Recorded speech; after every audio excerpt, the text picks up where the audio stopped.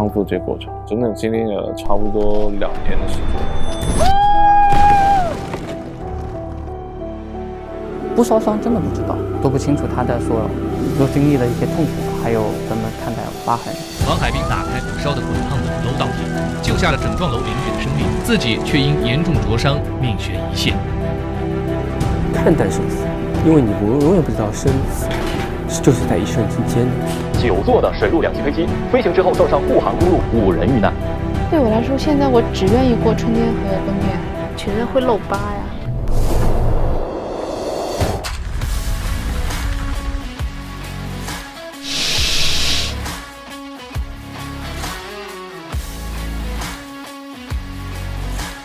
生活是自己的，我只想做好我自己未来做的事情，是给我自己的。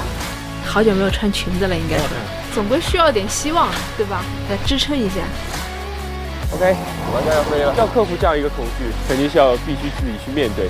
你面对了它，你才能克服它。